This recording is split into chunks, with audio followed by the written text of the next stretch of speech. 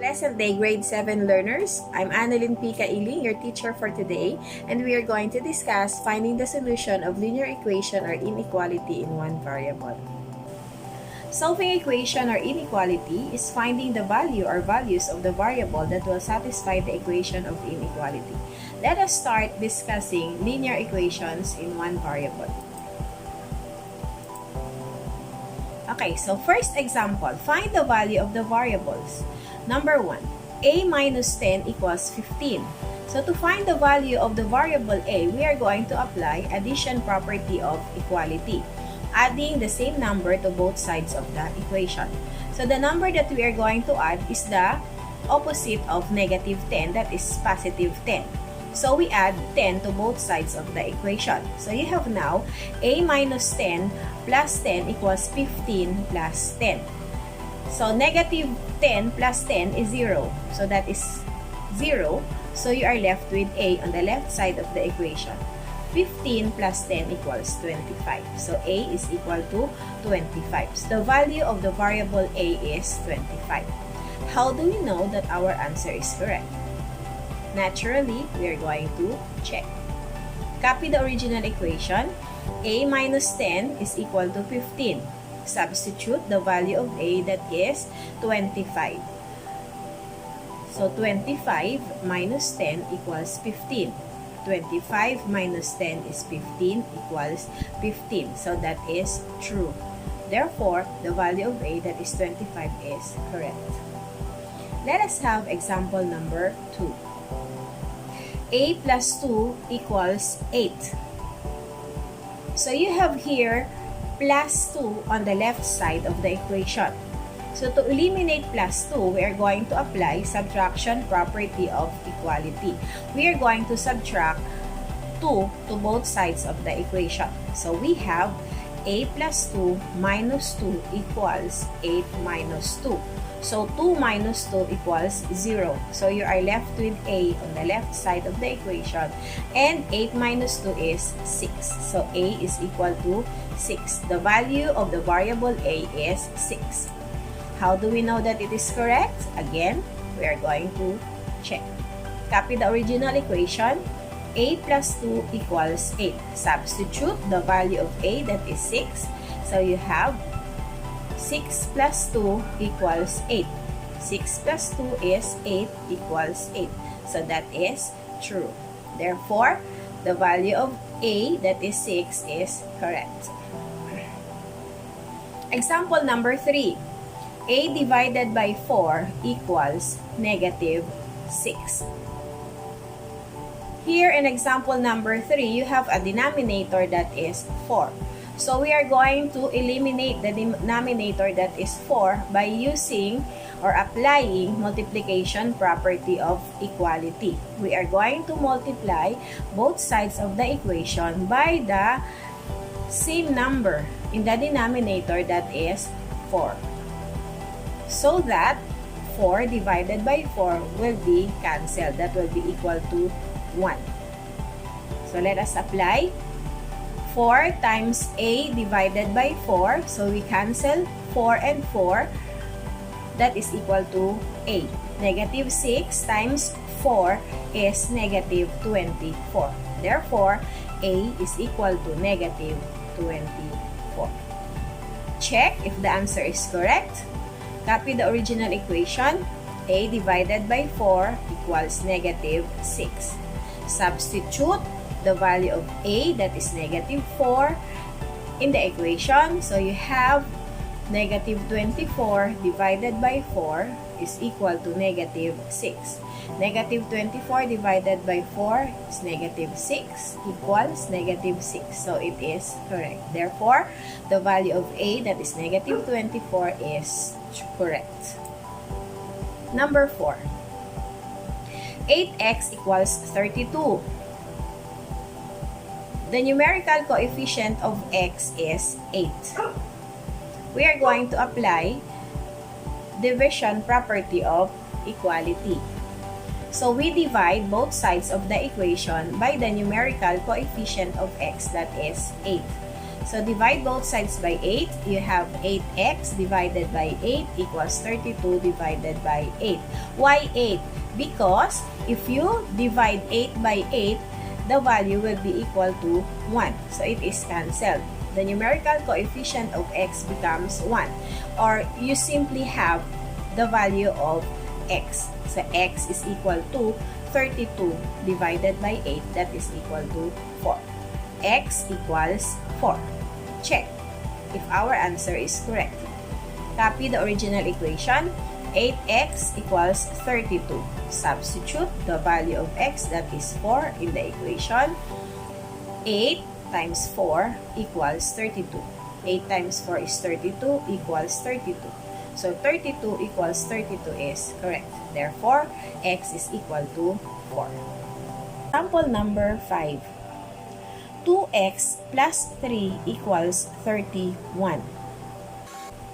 So here, we are going to apply subtraction property of equality. We are going first to eliminate our plus 3 by subtracting 3 to make it equal to 0.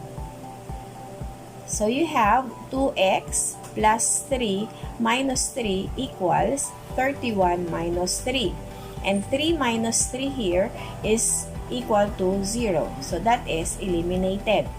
So you have now left on the left side of the equation, you have now 2x equals 31 minus 3 is 28.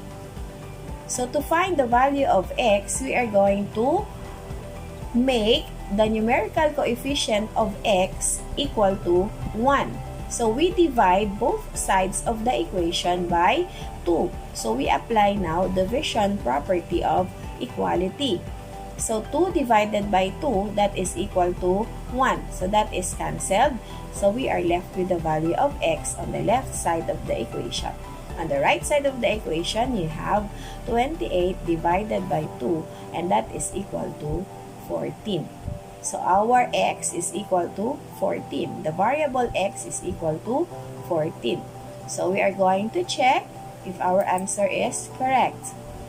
Copy the original equation. 2x minus 3, or rather 2x plus 3 equals 31. So 2 times the value of x, that is 14, plus 3 equals 31. So 2 times 14 is 28, plus 3 equals 31.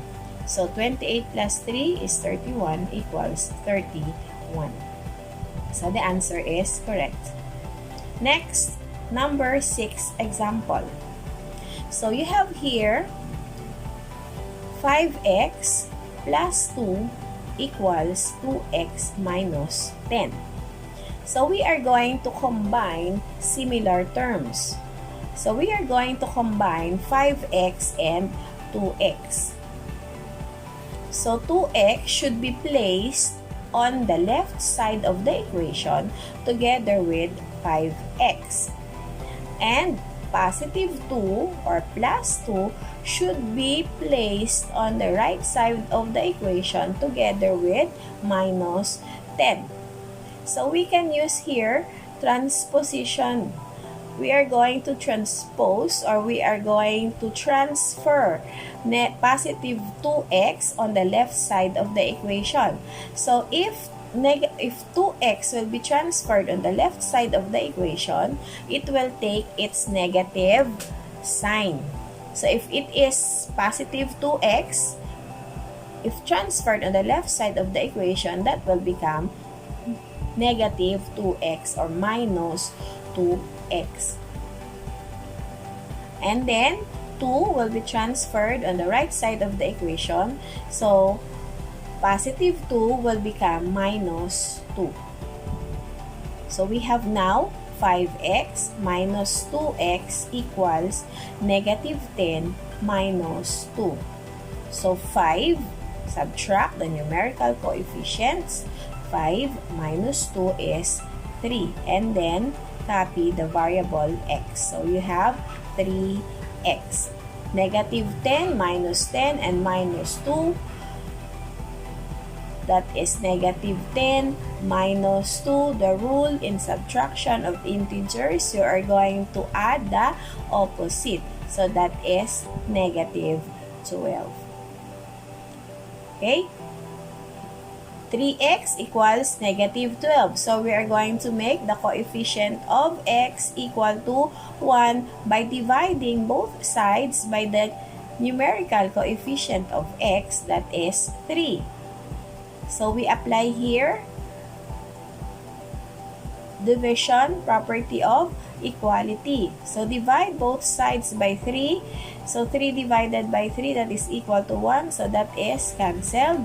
So we are left with x. Negative 12 divided by 3 is negative 4. So the value of the variable x is negative 4.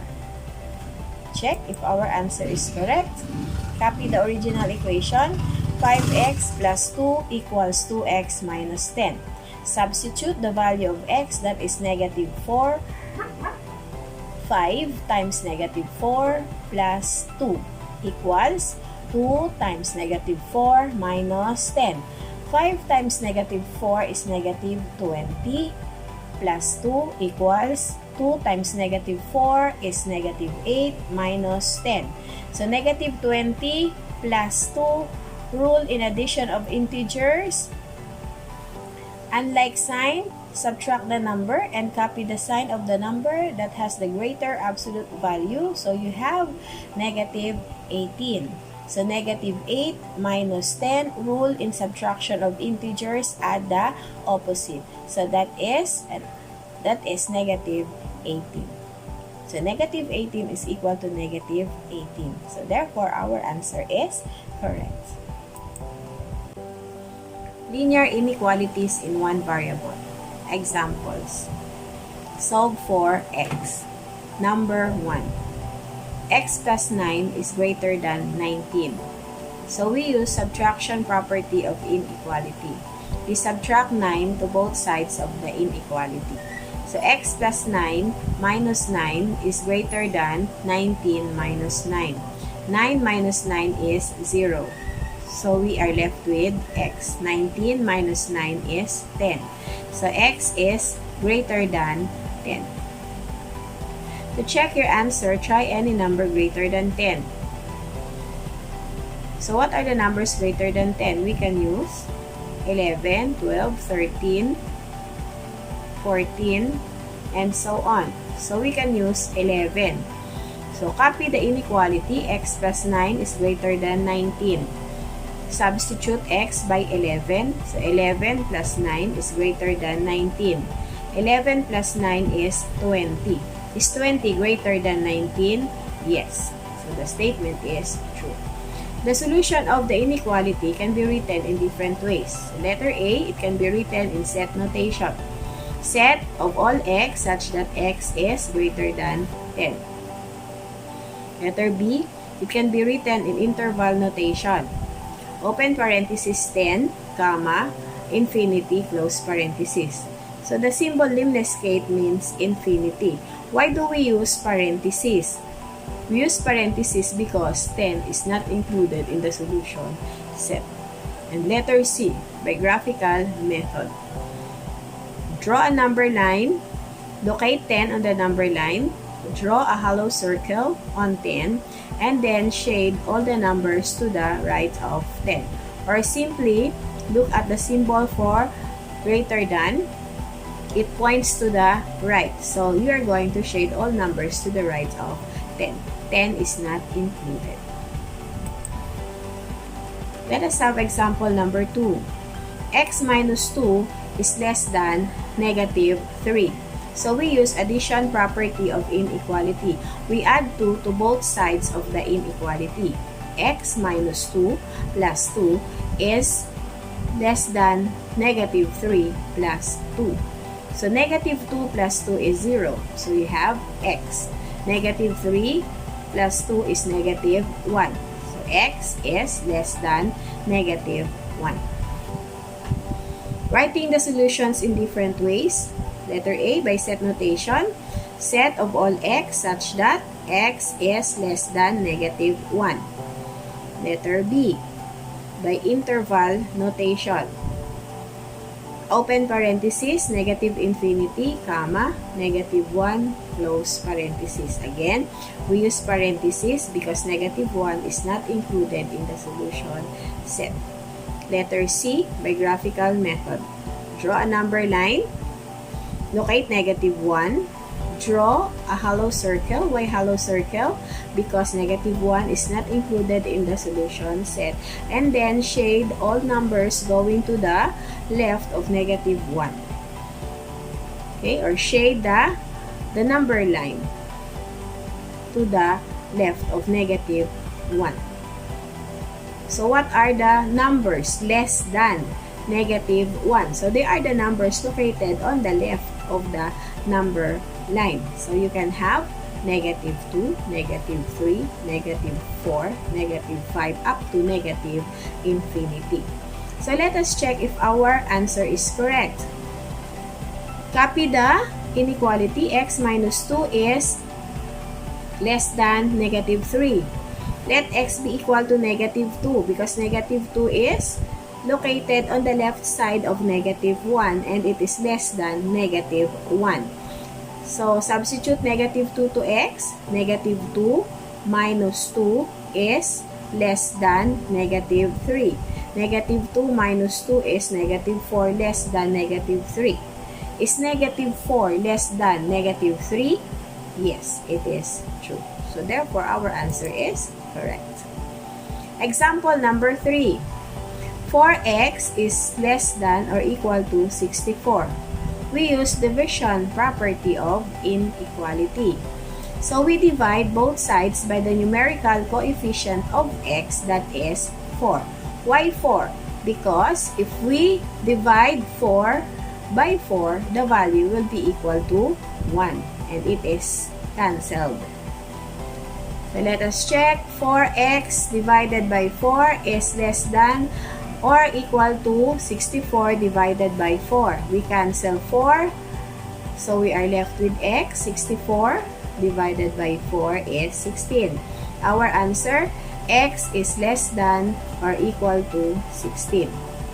So our solution, A, for set notation, set of all x such that x is less than or equal to 16. Letter B, for interval notation, parenthesis, negative infinity, comma, 16. We use a close bracket. Why bracket? Because 16 is included in the solution set. Letter C, by graphical method, draw a number line, locate 16 on the number line, draw a solid circle. Why solid circle? Because 16 is included in the solution set. And then shade all numbers to the left of 16. Why to the left? Because it is less than. Or simply look at the symbol for less than. It points to the left. Or you shade all the numbers or the number line going to the left. So it means that numbers to the left of 16 is included are values of x. Okay, so let us check if our answer is correct. So we're going to think of numbers that is less than or equal to 16. Is 16 part of the solution set? Yes, so we can use 16. Let x be 16. Substitute 16 to x. So replace x by 16. 4 times 16 is less than or equal to 64. 4 times 16 is 64, less than or equal to 64. Is it true? Yes, it is true. Another number, let us try 0. Let x be equal to 0. 4x is less than or equal to 64. Substitute 0 to x. So 4 times 0 is less than or equal to 64. 4 times 0 is 0, less than or equal to 64. Is 0 less than or equal to 64? Yes, it is true. Example number 4. X divided by negative 4 is less than or equal to 2. We use multiplication property of inequality. we are going to eliminate the denominator, that is negative 4, by multiplying both sides of the inequality by negative 4. So negative 4x divided by negative 4 is x. 2 times negative 4 is negative 8. So the final answer is x is greater than or equal to negative 8. Why greater than or equal to negative 8? According to the rule, if we multiply the inequality by a number that is less than 0, we change the inequality to its opposite. So in this example, if we have less than or equal to, its opposite is greater than or equal to. That's why the final answer is x is greater than or equal to negative 8. So the solution for this example, letter A, by set notation, set of all x such that x is greater than or equal to negative 8. Letter B, by interval notation, open bracket, negative 8, comma, up to positive infinity, close parenthesis. Why bracket? Because 8 or negative 8 is included in the solution set. Letter C, by graphical method, draw a number line, locate negative 8 on the number line, draw a solid circle on negative 8, and then shade all numbers to the right of negative 8.